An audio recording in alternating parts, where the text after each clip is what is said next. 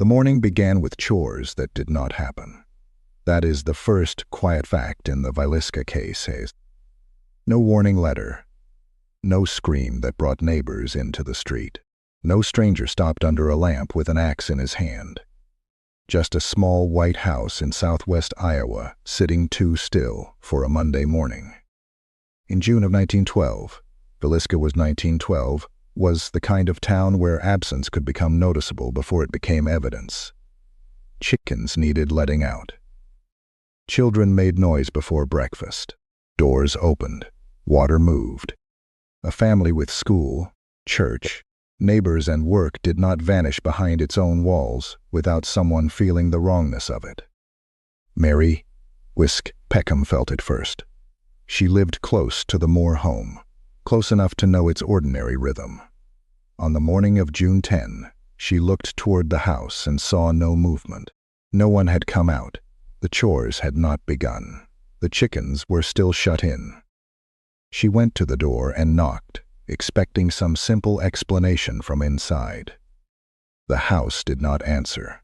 The door was locked. Peckham did not yet have a crime in front of her. She had a silence that made no sense. She called Josiah Moore's brother, Ross, and asked him to come over. Ross Moore arrived with a key. He knocked, called out, and waited for the kind of answer a brother expects from a family house. Sarah at the door, Joe's voice from another room, a child moving somewhere upstairs.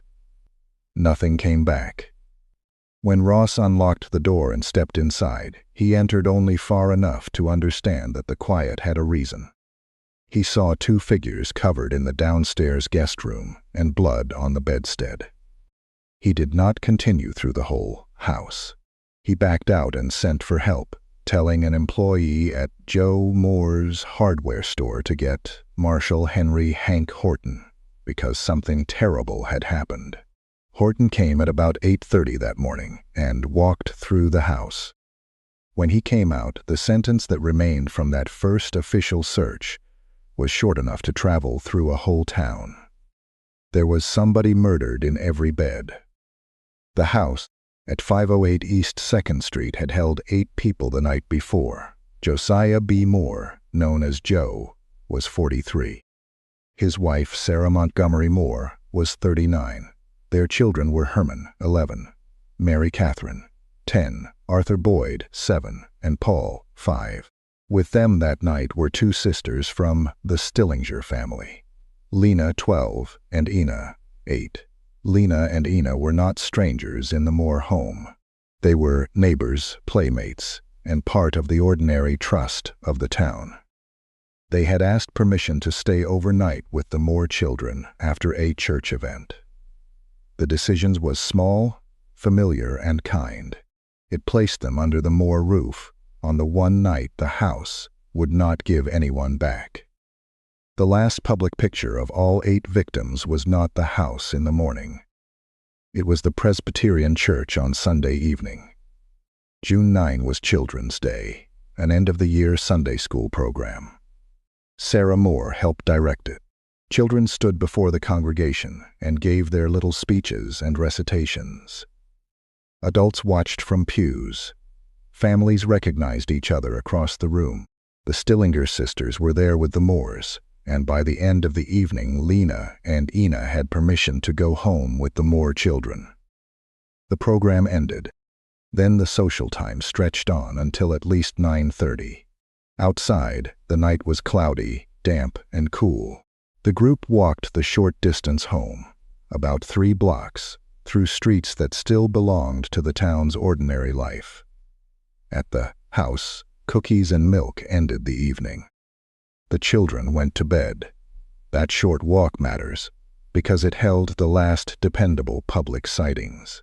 People could later remember the church room. The children's parts in the program, the families leaving together, and the visitors going home with the Moores. After that, the trail no longer belonged to a crowd. It belonged to a house, a few doors, a lamp, an axe, and whatever person moved through the rooms after the children were asleep. After that, the record turns into reconstruction. Sometime after midnight, the killer entered the Moore home. Reports and later reconstructions differ on some details, but the central facts are fixed enough to be terrible. The weapon was an axe belonging to Joe Moore. The victims were attacked in their beds. The blunt end of the axe was used. Bedclothes were pulled over faces and heads. Mirrors and glass in the house were covered with cloth. A lamp was found altered so that only a faint light would have been needed or left. On the kitchen table were a plate of uneaten food and a bowl of water. Near the axe, investigators later noted a slab of bacon. None of those objects solved the crime. They gave the room its strange language. The covered glass suggests a person night and moving through the house with time enough to touch more than the weapon. The food and water suggested the killer may have lingered. The lamp suggested controlled movement in darkness. The axe was both ordinary and intimate, a tool from the household turned into the instrument of the murders. In a rural town in 1912, an axe was not exotic. That made it harder, not easier. The weapon could belong almost anywhere. The cause of death was blunt force trauma from the axe, and the method later became part of the arguments over suspects and possible linked crimes. Other Midwestern axe murders had occurred around the same period. Some shared details that felt too close to ignore. Families attacked while asleep, weapons left at the scene, faces or mirrors covered, a lamp handled in an unusual way, and homes near rail lines or towns with easy movement through them. There were other small pieces that kept the house from becoming simple.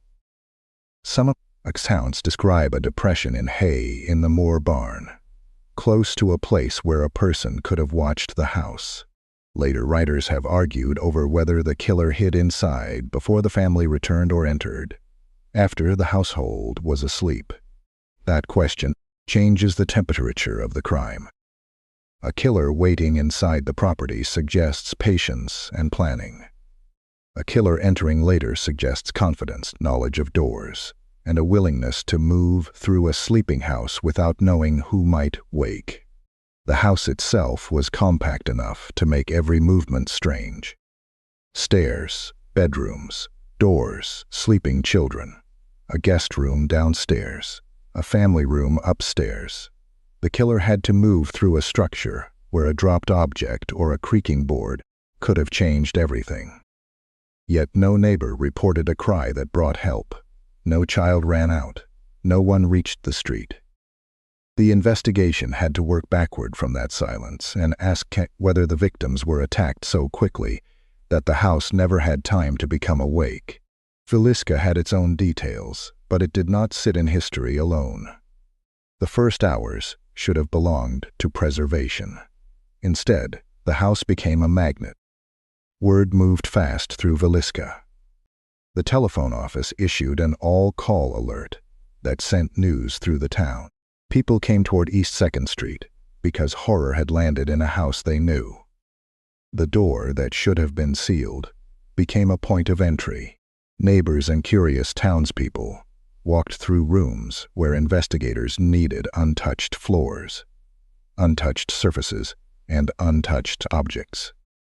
Some came because they knew the family.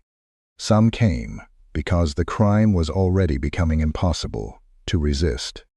Every footstep mattered. Every hand mattered. A floorboard, a door frame, a bed rail, a lamp, a piece of cloth.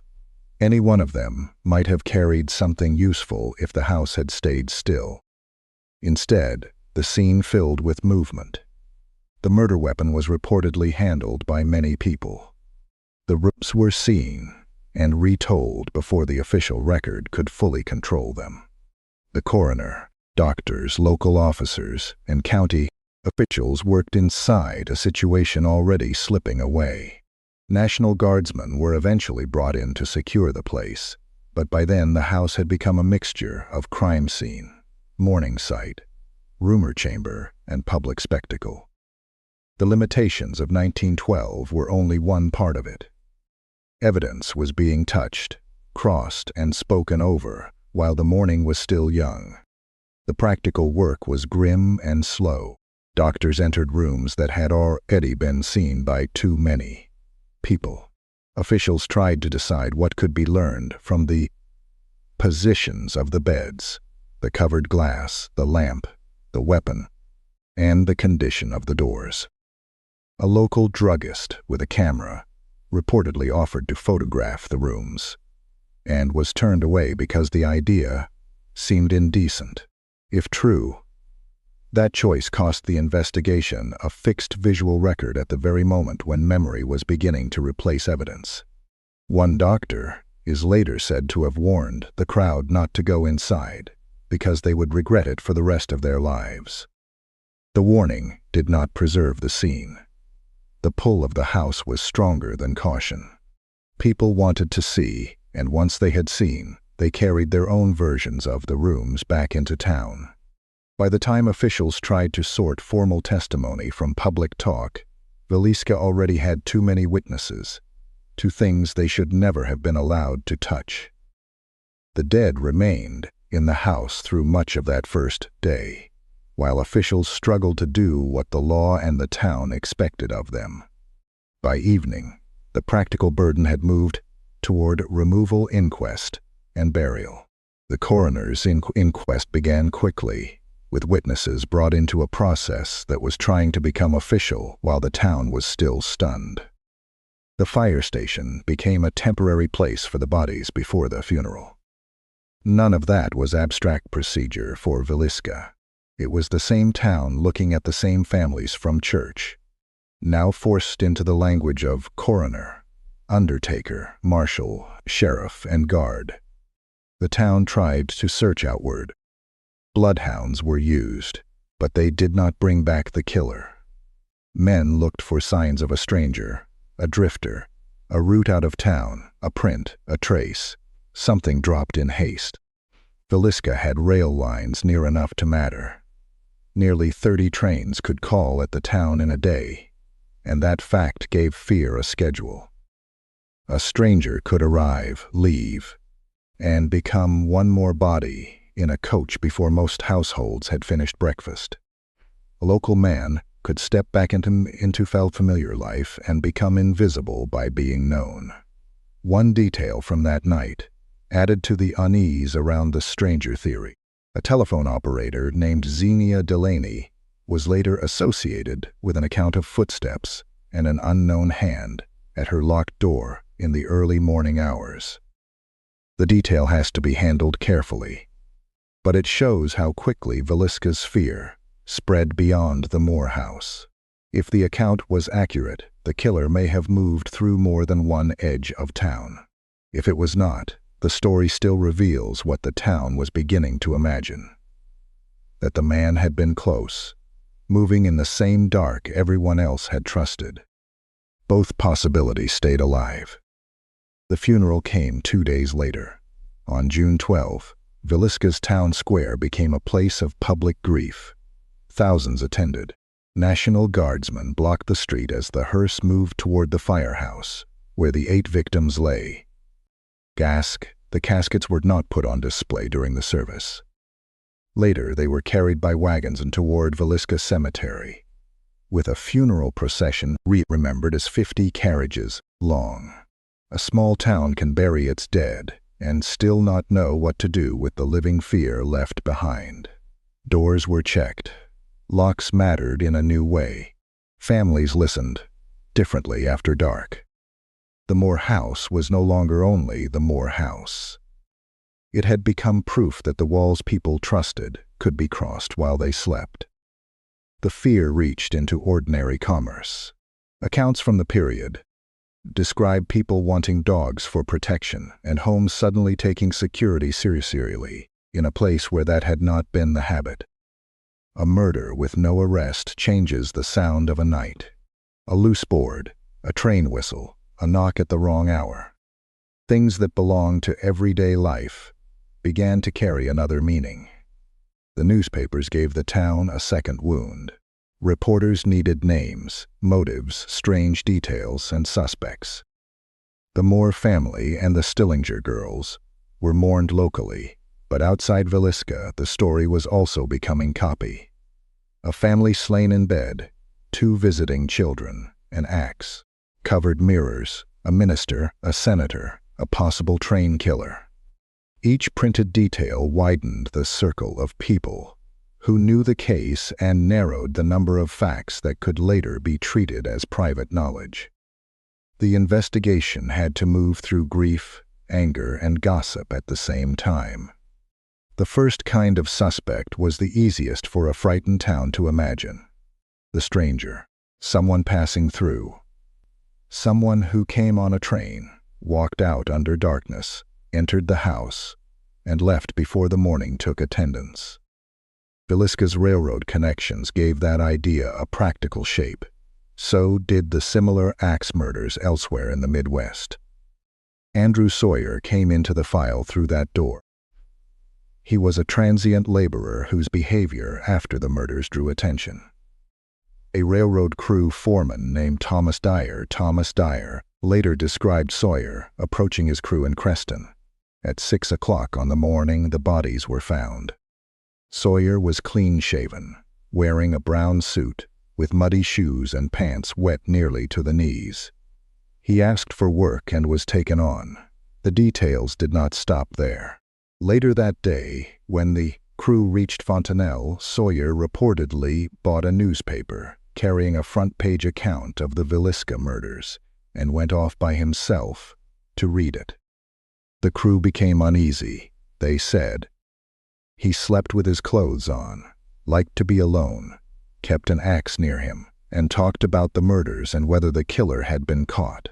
For a moment, Sawyer looked like a man who had walked out of the right nightmare. Then timing cut the lead open. Officials learned that Sawyer had been in Osceola on the night of the murders. He had been arrested there for vagrancy, and the sheriff recalled putting him on a train away from Villisca at around 11 o'clock that evening. The muddy clothes, the newspaper, the axe beside him, and the nervous talk all made him memorable. They did not put him inside the Moore house. Another early name traveled by train as well. Joe Ricks was detained in Monmouth, Illinois, after getting off a train in shoes that drew suspicion. A report of a suspicious man asking about the Moore home before the murders had already reached investigators, and a young relative, Fay Van Gilder, was taken to see whether Ricks was the man she had encountered. When she saw him, she said he was not. Ricks gave an account authorities considered sufficient, and another spark went out. The stranger theory stayed alive because those men failed, not because they succeeded. Each false start made the larger question harder. If it was a traveler, which traveler? If it was a man who knew trains, barns, back doors, and small-town habits, what would connect him to Villisca after he was gone? Frank F. Jones was not a traveler. He was rooted in town. Jones was an Iowa state senator, a businessman, and one of the most powerful men in Villisca. Joe Moore had once worked for him in the farm implement business before leaving to open a rival company. Accounts describe Moore as taking valuable business with him, including a John Deere connection. There were also rumors of a personal conflict involving Jones's family.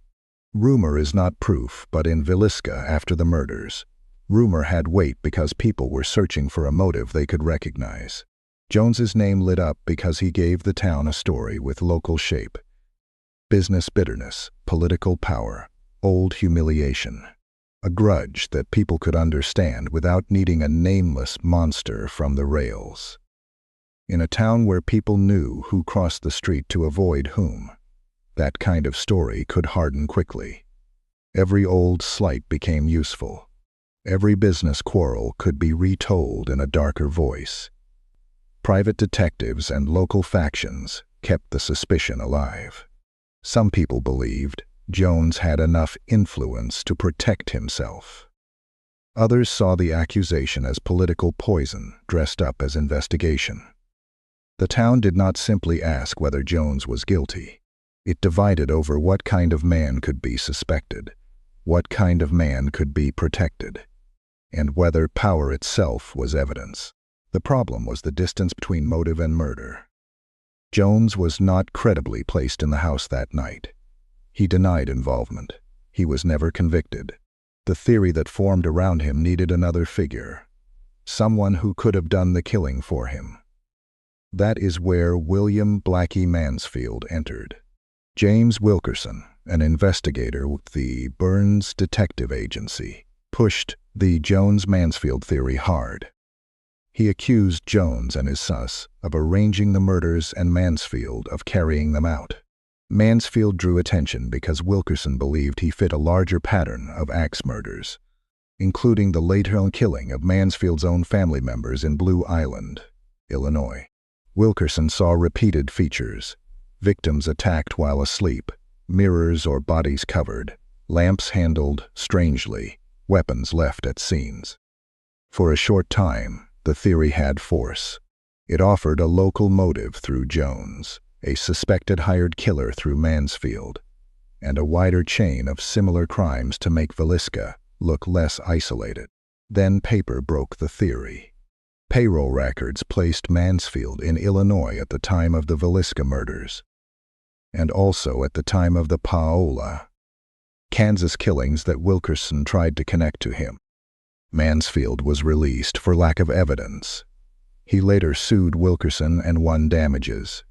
Jones's public life and reputation were badly damaged by suspicion, but the law never made him the man behind the Morehouse murders. Mansfield looked like an answer until the alibi took him out of the room. The failure of that theory left a bruise because it had promised so much. It gave Villisca motive, method, and a hired hand. It made the crime feel less random. It allowed anger to point toward men already visible in town. When the records failed to hold Mansfield, the suspicion did not disappear. It simply lost the shape that could carry it into court. Henry Lee Moore carried a different kind of danger in his name. He was not related to Josiah Moore. Several months after Villisca, he was convicted of murdering his mother and grandmother in Missouri with an axe. That alone was enough to make investigators look again. A federal officer, M.W. McClaughry, considered whether Henry Lee Moore could be tied to Villisca and other Midwestern family axe murders. The reason he mattered was simple. He was a proven axe killer in the same era, and Villisca had features that seemed to echo other crimes. Colorado Springs, Monmouth, Ellsworth, Paola, and other places became part of the discussion for researchers and investigators looking for a traveling pattern. But Henry Lee Moore did not close Villisca either. His Missouri crime had its own motive and circumstances. Later researchers have often doubted that he fits the larger chain cleanly. A man can be guilty of one terrible crime and still not be the answer to another. Henry Lee Moore showed what kind of person might have done such a thing. He did not give Villisca the proof it needed. The larger chain still mattered. It forced investigators and later researchers to look at the map differently. Colorado Springs in 1911, Monmouth, Ellsworth, Paola just days before Villisca. Then other names and places argued over in later studies. The similarities were never all identical, but they were enough to keep the question alive. A lamp without its chimney, faces covered, weapons left, families asleep, towns connected by rail. Those echoes made the local explanations feel too small, even when the serial theory could not name a man. Sam Moyer, Sarah Moore's brother, rose and fell even faster. At the inquest, it was reported that he had threatened Josiah Moore. In a family murder, a threat cannot be ignored. Investigators had to check whether anger inside the extended family could have reached the house. Then Moyer's alibi cleared him, and the case moved on. The lead left behind the same lesson as many others. A dark sentence in someone's past is not the same as a physical path into the house. The suspect who stayed nearest to the center was Reverend Lynn George Jacqueline Kelly. Kelly was an English-born traveling minister. He was in Villisca on the Sunday of the Children's Day service and attended the same church program as the Moore family and the Stillinger girls. Early the next morning, before the bodies were officially discovered, he left town by train. Later accounts allege that he told fellow travelers there were 8 dead people back in Villisca before the town itself knew the crime had happened. That allegation has always been one of the reasons his name would not go away. Kelly returned to Villisca after the murders and showed unusual interest in the house. Accounts say he posed as a Scotland Yard detective to gain access during a tour with investigators.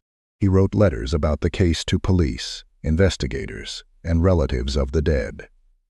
His letters did not read like a simple citizen's tip. They placed him near the case again and again, in words if not in proven evidence. He also carried personal history that made people uneasy. Sources describe mental instability, accusations of peeping, obscene material sent through the mail, and time in a mental hospital. His small build led some early investigators to doubt he could have committed the murders. But his behavior kept pulling attention back. Kelly's name brightened because several things met in one person: presence in Villisca, attendance at the church event, an early departure, alleged knowledge before discovery, a return to the scene, letters, and later statements that seemed to go beyond ordinary curiosity. Then the case had to do the harder thing. It had to turn suspicion into proof. In 1914, before the Villisca charge came, Kelly was arrested for sending obscene material through the mail and was sent to St. Elizabeth's Hospital in Washington, D.C. That episode did not prove he had killed anyone in Villisca, but it changed how investigators and the public read his earlier behavior. The strange letters were no longer only strange. The train departure was no longer only a departure. The minister's fascination with the case began to look like part of a pattern of unstable and intrusive conduct. In 1917, 5 years after the murders, Kelly was arrested. By then, memories had aged. Newspapers had printed details. The house had been discussed, toured, and argued over. Other suspects had already moved through the file. Villisca had been living with accusation long enough that almost any dramatic development felt like a possible end. Kelly was interrogated for many hours. The room where the confession formed did not have the clean power people later want from evidence. It had exhausted officers, an unstable suspect, pressure built over 5 years, and a crime the public still expected someone to answer for. On August 31, 1917, at 7 a.m, he signed a confession. In that statement, he reportedly said God had whispered to him, "Suffer the children to come unto me." Other accounts of the confession include violent religious language and claims about how he moved through the house. The confession should have ended the search. It did not. Kelly recanted. He claimed the statement had been forced out of him. The question for the court was no longer simply whether the confession sounded chilling. It was whether it could be trusted after years of rumor, public knowledge, fragile mental health, and prolonged interrogation. A confession can feel like a locked door opening. In Villisca, it opened onto another room full of doubt. The first trial did not convict him. The jury deadlocked, with accounts placing the split heavily toward acquittal. A second trial followed quickly, and that jury acquitted Kelly in November. The man whose name seemed to gather the strangest pieces of the case walked out without a conviction. The trial could not make the house speak cleanly. Prosecutors had Kelly's presence in town, the letters, the alleged train statement, and the confession. The defense had the recantation, the long interrogation, questions about Kelly's mental condition, the spread of public details, and the absence of a physical link. The jury did not need to solve Villisca to refuse conviction. It only needed to decide that the state had not proven Kelly was the man inside the house. His acquittal did not stop later writers and researchers from returning to his name. It only marked the point where suspicion, confession, and courtroom proof separated from one another. Villisca has lived in that separation ever since. Kelly's mere answer is still the most powerful because it contains so much: a church night, a train, letters, a confession, a recantation, 2 trials, and no verdict of guilt. Each piece is strong enough to keep his name in the story. None of them became the final link. The trial record also left a practical warning. A suspect can be disturbing without being provable. A confession can be dramatic without being reliable. A man can appear in the right town, at the right church, near the right hour, and still leave the law without enough evidence to convict him. Kelly did not disappear from the story after acquittal. He became the example of how close Villisca could come to an answer and still fail to hold it. The traveling serial killer theory remains because the local suspects failed.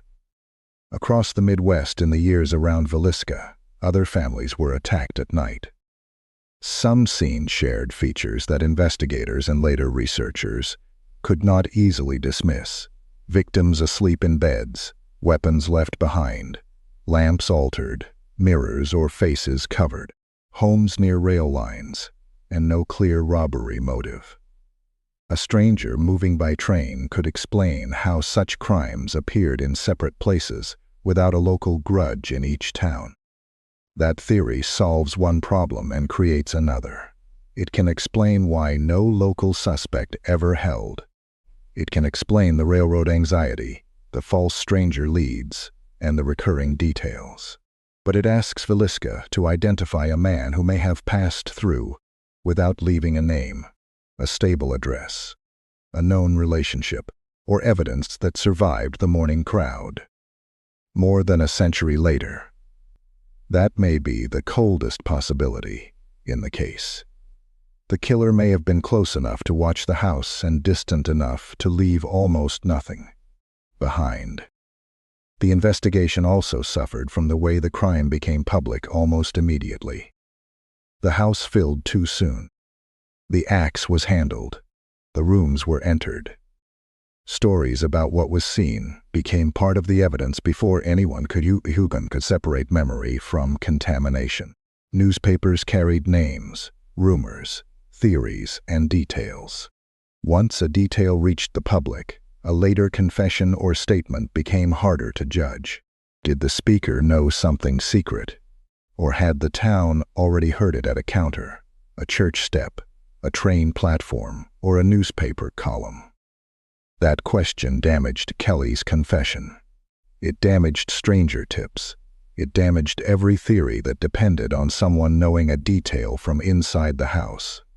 In 1912, information did not have to travel through television to spread quickly. It moved through telephone operators, newspapers, neighbors, mourners, undertakers, lawmen, private detectives, and ordinary people who could not stop talking about what had happened. The case changed Iowa, as well as Villisca. The murders led to years of investigation, grand jury proceedings, lawsuits, trials, political injury, and arguments over how crimes should be handled. Later historical summaries connect the case to reforms and to the development of a more formal state investigative capacity in Iowa. That kind of institutional consequence often grows out of failure. A system sees what it could not control, then tries to build something stronger afterward. But stronger afterward did not solve the Moore house. The reasons are not mysterious in a dramatic sense. They are practical and painful. The scene was contaminated early. Physical evidence was not preserved by modern standards. The weapon came from the household and could not point outward by itself. The killer left no confirmed identity marker that survived into modern testing. Witness memories, aged.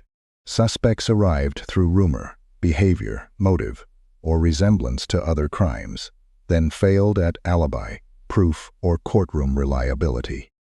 The most famous confession came too late, under pressure, from a man whose mental state and access to public information made every word difficult to weigh. A clean answer would need something the old case has never produced: an uncontaminated physical link, an independently verifiable confession with details not publicly known, or a suspect who fits the house, the timeline, the method, and the escape without breaking under examination.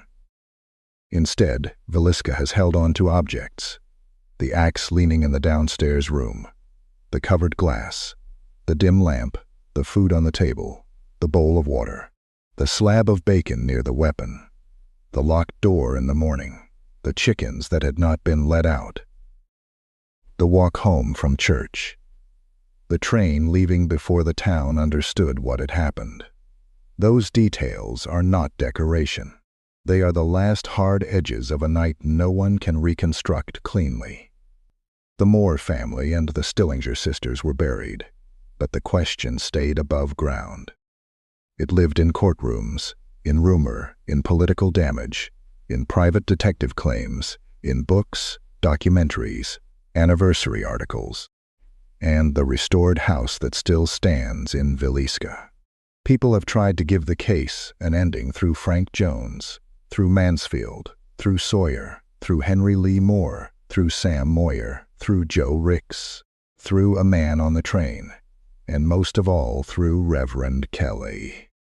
Each name gets close to one part of the house.